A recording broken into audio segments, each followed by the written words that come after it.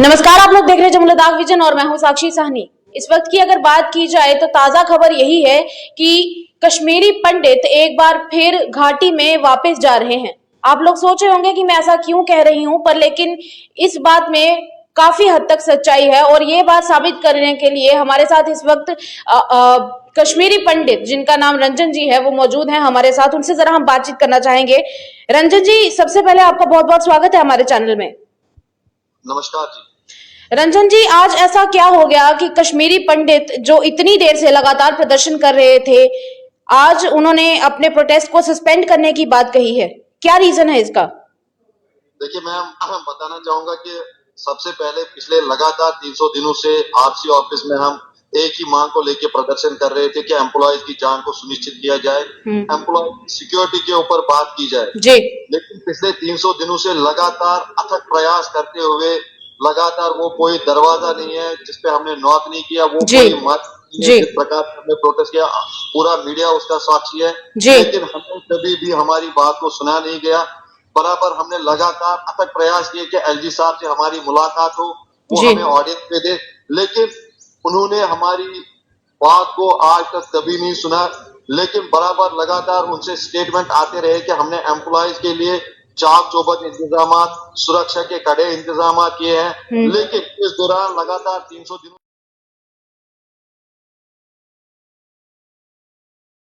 से हम एम्प्लॉयज के अंदर ये विश्वास जगा ही नहीं पाए कि हम घाटी के हालात आपके लिए सुरक्षित है। क्योंकि अगर आप पिछले 1.5 साल से देखिए, लगातार एम्प्लॉयज को वर्किंग प्लेस पे टारगेट बनाया गया और भी हमारे कश्मीरी हिंदू भाई थे वहां पे उनको निशाना बनाया गया जिन्होंने माइग्रेशन की थी। हाल ही में आपने देखा होगा संजय शर्मा जी सालों से जिन्होंने पलायन नहीं किया था, उनको भी निशाना बनाया गया। इस बीच हम एम्प्लॉयज को कहीं सेंस ऑफ सिक्योरिटी और कॉन्फिडेंस दे ही नहीं पाए कि आप वापस जाए। लेकिन अब जब ये ऑपरेसिव और सप्रेसिव ऑर्डर दिए गए हमें, क्योंकि हमारी सैलरियां रोकी गई, इसके साथ साथ ये जो ऑर्डर दिए गए सैलरी रोकने के कि आप ज्वाइन तभी आपकी सैलरी इंश्योर होगी, इसके देखते हुए एम्प्लॉय से बातचीत करते हुए, क्योंकि इस ऑर्डर के साथ साथ फाइनेंशियल चोकिंग जो हमारे परिवारों की हुई, जो हमारे बच्चे स्कूलों में पढ़ते थे जब हम उनकी फीस नहीं दे पाए, जो हमारे माँ बाप है जब हम उनको दवाई नहीं खरीद सके, इसीलिए अगर हम कश्मीर जाने का तो अभी हमने निर्णय नहीं लिया और हमने प्रोटेस्ट को सस्पेंड किया है, टेम्पररी सस्पेंड किया है। क्योंकि अब हम सरकार का ये दायित्व बनता है कि अगर हम कश्मीर जाएंगे तो वहां पे सुरक्षा और वहां पे जो एम्प्लॉय की जो व्यवस्था है रहने की, जो हमारे जो 80% एम्प्लॉय आज भी रेंटेड अकोमोडेशन में रह रहे हैं, उनकी सुरक्षा कैसे इंश्योर करेंगे, उनको वर्किंग प्लेस से घर और घर से वर्किंग प्लेस पे कैसी सुरक्षा मिलेगी। राकेश जी, माफ कीजिएगा, रंजन जी मैं आपसे जरा एक और बात जानना चाहूंगी, क्योंकि जिस प्रकार आप सिचुएशंस बता रहे हैं कि फाइनेंशियल स्थिति जो है वो काफी हद तक कमजोर हो चुकी है आप सब लोगों की, जिस प्रकार आपने बताया कि आपकी फैमिलीज का खर्चा उठाना आप लोगों के लिए मुश्किल होता जा रहा है, तो क्या ये कहा जा सकता है कि आप लोग अब दोबारा कोशिश ही नहीं करेंगे या फिर एक ही बार में अब आपका कोई डेलीगेशन जो है वो लगातार मिलने के लिए जाता रहेगा? देखिए, हमारा जो कोशिश बराबर जारी रहेगी एम्प्लॉयज की सेफ्टी को लेके, सिक्योरिटी के लेके, हमारी बात लगातार, आवाज लगातार चलती रहेगी। लेकिन जब इस सरकार ने हमारा सुना ही नहीं, इसलिए हम मजबूर हो गए। बेबसी की हालत ऐसी हो गई कि एम्प्लॉय को जब फाइनेंशियल चोकिंग की गई और उसका कहीं पे सुना नहीं गया, हम मजबूर हो गए इसको सस्पेंड करने में। अगर सस्पेंशन से ही सरकार हमारी बात को सुनता है तो इसीलिए हमने उचित समझा कि इसको प्रोटेस्ट को सस्पेंड किया जाए और let the owner lie on the shoulders of the UT administration. उनका जिम्मेदारी बनती है कि अगर ये एम्प्लॉय घाटी में अब जाता है ज्वाइन करने के लिए, ये उनका दायित्व बनता है कि उसको वहां पे किस प्रकार से सुरक्षित माहौल दिया जाए। रंजन जी, आप अब क्या अपनी ड्यूटीज प्रॉपर कश्मीर में जाके ज्वाइन करने वाले हैं? देखिए, ये मैंने बोला हमने प्रोटेस्ट सस्पेंड किया है, गवर्नमेंट की रिएक्शन देखना है। तो ऑनलाइन वर्किंग को यहाँ से जिस प्रकार से कोविड में भी ऑनलाइन काम किया था, फिलहाल इस एम्प्लॉय को घाटी के उस वातावरण से दूर रखा जाता, क्योंकि वहां पे जो टारगेट किलिंग हो रही है हाइब्रिड टेररिज्म के माध्यम से, उसको रोका जा सकता था। लेकिन जब इस बात को माना नहीं गया, हमारी फाइनेंशियल चोकिंग हुई, इसलिए आज हमने आत्मसमर्पण किया। क्योंकि हम पावर कॉरिडोर्स में नहीं है, हम एम्प्लॉयज है, हमारी पहुंच लिमिटेड है, इसलिए हमने उचित समझा कि हम सरकार के ऊपर ही ये जिम्मेदारी रखे कि वो इस एम्प्लॉय को इस प्रकार वहां पे सेफ रखे। जी रंजन जी, मेरा जाते जाते आप लोगों से आखिरी सवाल रहेगा, क्योंकि आपने कहा है कि आप लोग ड्यूटीज ज्वाइन करने वाले हैं, तो क्या ड्यूटीज ज्वाइन करने के बाद एक बार फिर अगर किसी कश्मीरी पंडित को निशाना बनाया जाता है तो क्या आप लोग एक बार फिर जम्मू के लिए पलायन करेंगे? देखिए, मैंने बोला कि अभी हमने ड्यूटीज रिज्यूम करने का ज्वाइन तो हम सोच रहे हैं। नहीं, अगर आप करते हैं तो ड्यूटीज रिज्यूम अगर, तो ये सरकार का दायित्व बनता है। सरकार किस प्रकार से उस एम्प्लॉय को वहां पे सिक्योर करेगी, उस समय अगर फिर से टारगेट किलिंग होती है तो इसकी जिम्मेदारी सरकार के ऊपर होगी। जो सरकार उस समय उचित समझेगी वो फैसला ले ले, और एम्प्लॉय को अगर उस समय अपनी जान बचाने के लिए कोई भी प्रयास करना पड़े वो तो करता ही रहेगा। चलिए, बहुत बहुत शुक्रिया बातचीत करने के लिए।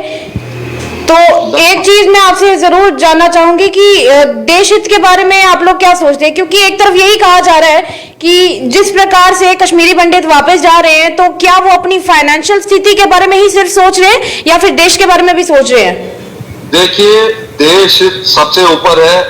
हमने कभी भी देश हित के अगेंस्ट नहीं कहा है। कश्मीरी पंडित हमेशा देशभक्त रहा है, देश हित उसके लिए सबसे ऊपर रहा है। कश्मीरी पंडित हमेशा बलिदान देता आ रहा है, इसलिए देश हित के लिए भी ये उचित फैसला है कि हम वापस जाए, इस सरकार के ऊपर भरोसा बनाए रखे, क्योंकि यही सरकार सक्षम है।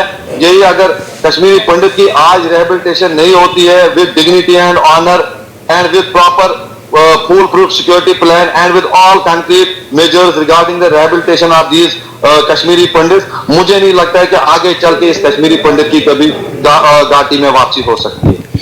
तो जिस तरह से मैंने आपसे पूछा कि अगर कोई टारगेटेड किलिंग्स वहां पर, पहले तो मैंने पूछा कि टारगेटेड किलिंग्स अगर वहां पर होती हैं तो फिर क्या दोबारा से आप वापस आएंगे, पर लेकिन अगर कोई टारगेटेड किलिंग्स नहीं होती है तो आप लोग ड्यूटीज वैसे ही अपनी चलने देंगे?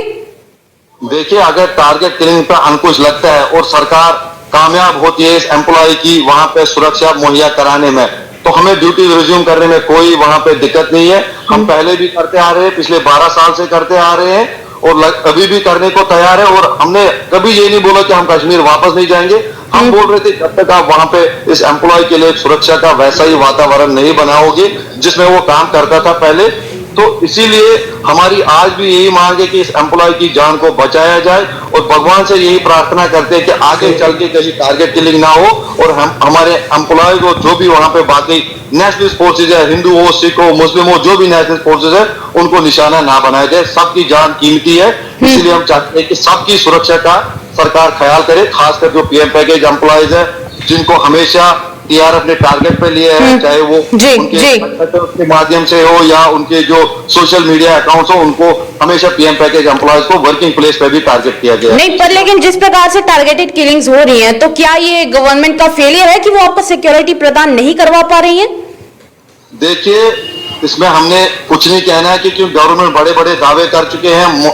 उपराज्यपाल महोदय मनोज सिन्हा जी ने बहुत बड़े बड़े वादे किए हैं कि हमने आपके लिए सिक्योरिटी के चाक चौबंद इंतजाम किए हैं। वो किस हद तक अब सही रहेंगे, वो जब एम्प्लॉय वहां पे रिज्यूम करेगा और वहां पे वो अच्छे से काम करने में सक्षम होगा तो वो तभी आपको नजर आएंगे। जिस प्रकार आप लोगों से हमारी पहले बातचीत होती थी तो आपका कहना था सभी का कि वहां के लोकल्स आपको फिर भी सपोर्ट करते हैं, पर लेकिन क्या लगता है कि इस बार जब आप लोग वापस जाएंगे, अगर आप ज्वाइन भी करते हैं, तो क्या इस बार उस तरह का लोकल सपोर्ट आप लोगों को मिल पाएगा? क्योंकि लगातार टारगेटेड किलिंग्स के बहुत सारे मामले सामने आए हैं।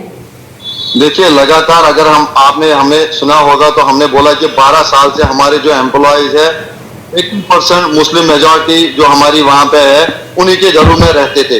आज हम आशा करते हैं कि वो वहां पे मेजॉरिटी कम्युनिटी हमें सपोर्ट करे, तभी हम आगे बढ़ सकते हैं। अगर उनका सपोर्ट रहेगा, अगर वो वहां पे हमारी सुरक्षा मुहैया कराने में कामयाब होंगे, सोशल सिक्योरिटी जिसको हम बोलेंगे, मुझे लगता है फिर हमें सरकार की सिक्योरिटी की भी जरूरत नहीं है अगर वहां पे मेजॉरिटी हमें समर्थन रहेगा।